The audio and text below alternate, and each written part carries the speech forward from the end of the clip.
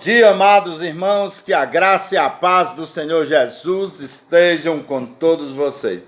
Nesta manhã, o nosso devocional será novamente em Eclesiastes, só que desta vez, capítulo 9, verso 2, 3, 7, 9, 11 e 12. Então, vamos ler esses 6 versículos. Eu vou ler, os irmãos acompanham nas suas Bíblias, e o tema é o destino de todos. Eclesiastes 9, verso 2 e 3, para começar. Assim todos caminham rumo ao mesmo destino, tanto o justo quanto os ímpios, o bom e o mal, o puro e o impuro. O que consagra sacrifícios e louvores e o que não os oferece. O que acontece com o homem bom ocorre também ao pecador. O que faz juramentos passa pelas mesmas circunstâncias que aquele que evita jurar. Verso 3. Este é o mal que paira sobre tudo o que se realiza debaixo do sol. Todos nós estamos expostos ao mesmo destino. Além de tudo, o coração do ser humano está repleto de malignidade e de insensatez, mal que o acompanha durante toda a vida. Finalmente, todos os homens se juntará aos mortos. Versos 7 e 9. Portanto, vai e come com alegria o teu pão e bebe o teu vinho com coração contente, pois Deus já se agradou do que fazes. Verso 9. Desfruta a vida com a mulher amada em todos os dias desta vida. Paradoxal que Deus te concede debaixo do sol.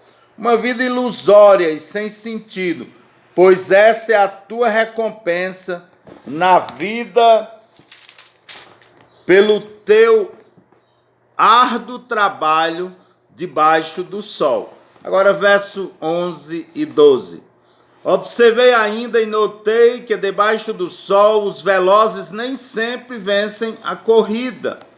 Os mais fortes nem sempre triunfam nas batalhas. Os sábios nem sempre têm com que se alimentar. Nem a fortuna acompanha sempre os prudentes, nem os bens instruídos e inteligentes têm garantia de prestígio e honras, pois o tempo e o acaso afetam todos indistintivamente. Afinal, o ser humano não conhece a sua hora. Como os peixes são apanhados de surpresa na rede mortal e os passarinhos são pegos nas armadilhas escondidas. Assim também os homens são tomados pelas épocas difíceis que lhes sobrevêm de repente. Irmãos, este é o nosso 6 versículos para esse devocional. Às vezes, diante de algumas passagens da Bíblia, temos algumas dificuldades de interpretações. O livro de Eclesiastes tem muitas passagens que exigem cuidado na interpretação para não interpretarmos de maneira errada. Esses versículos aqui são destes que nós precisamos cuidado. Primeiro ponto aqui, o homem debaixo do sol. O que é o homem debaixo do sol? Para que nós possamos entender o que Salomão quer dizer. O que significa o homem debaixo do sol? É o ser humano natural, entregue a si mesmo, seguindo suas vontades, buscando satisfazer seu ego, ou seja, um ser humano sem Deus e que não atenta para as coisas de Deus. Geralmente, essa pessoa sem Deus, esse homem debaixo do sol, ela busca estudar. Para quê? Tentando descobrir algo novo, encontrar satisfação nos estudos. Mas Salomão disse em Eclesiastes 1,18: porque na muita sabedoria há muito enfado, e porque aumenta o conhecimento, aumenta em dor.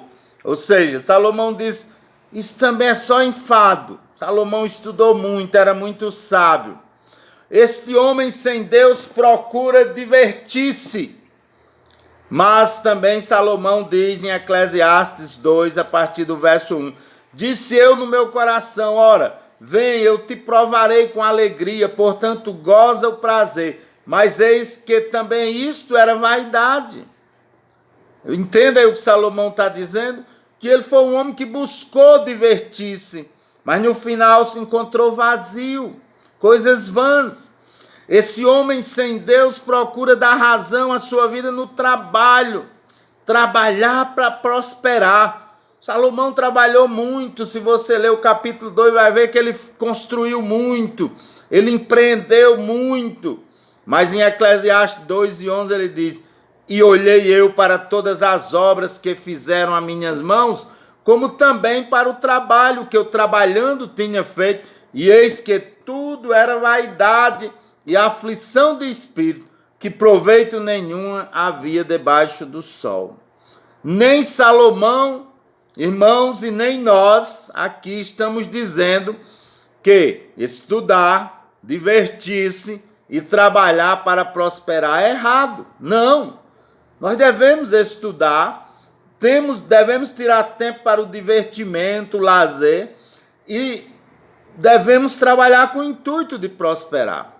Porém, se fazemos tudo isso apenas tentando satisfazer nossos próprios desejos e prazeres, sem buscarmos agradar a Deus, aí sim, sem Deus, nós estamos com sérios problemas. Tudo é vão, tudo é vaidade. Tudo isso, estudo, trabalho e diversão são coisas boas que devemos fazer.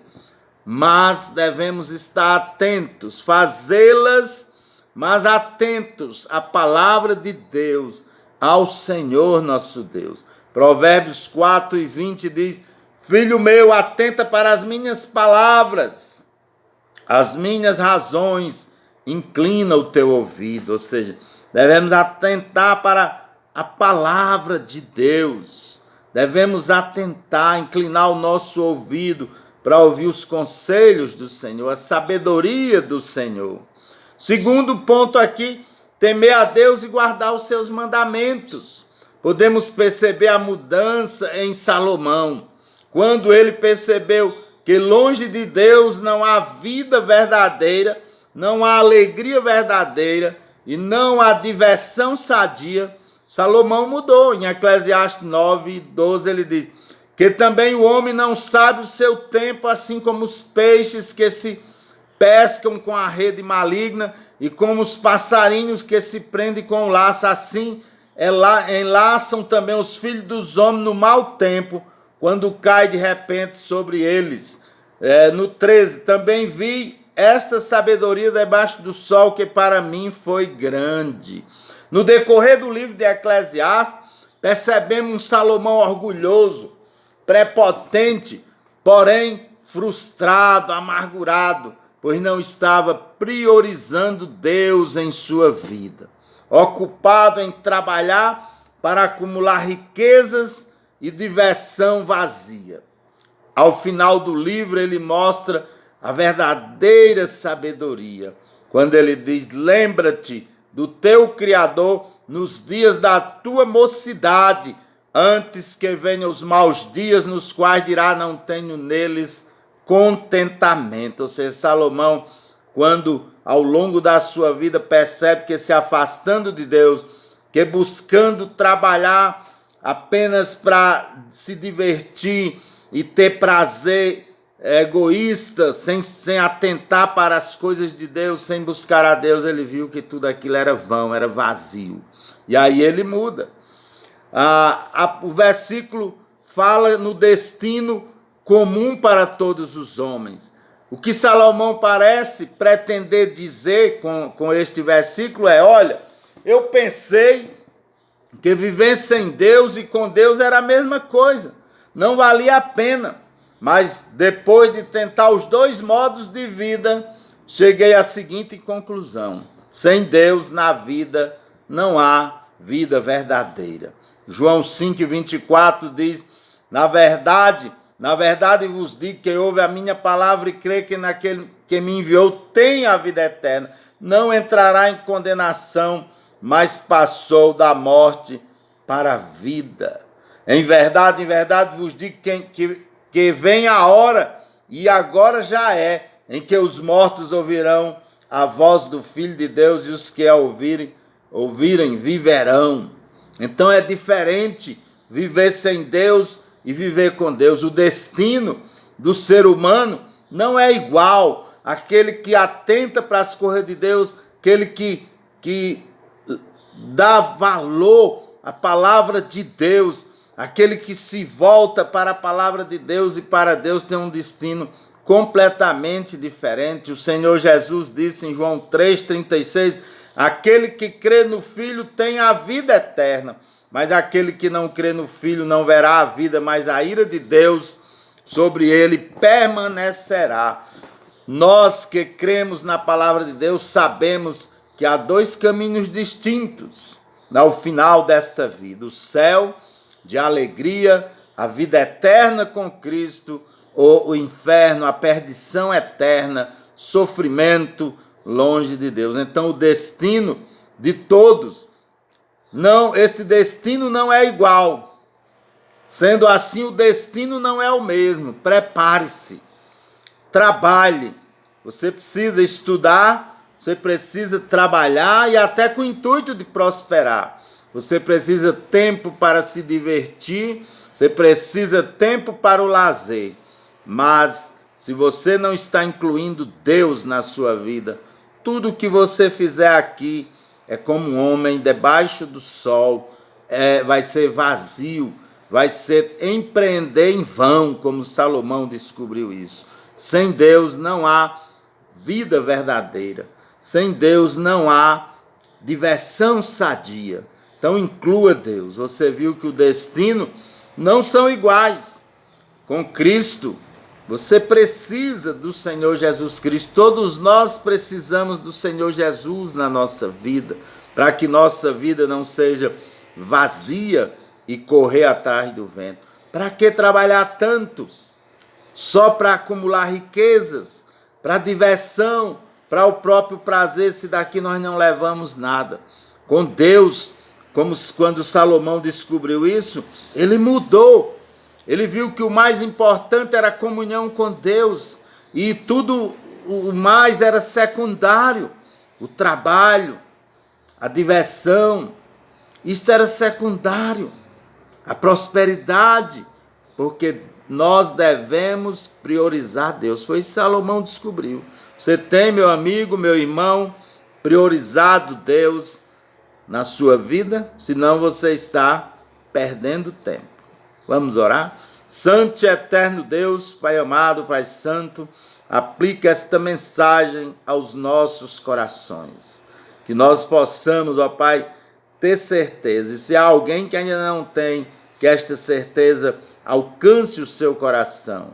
Que sem Deus tudo é vazio, vão.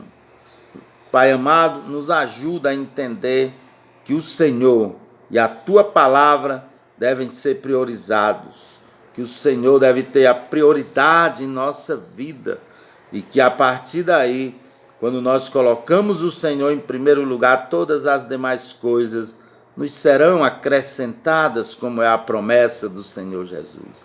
Abençoa a Tua igreja e protege nesses momentos difíceis, nesses dias que nos alcançaram de repente, como diz o verso 12. Pai amado, Pai santo, em nome de Cristo, nós te rogamos e te agradecemos. Amém.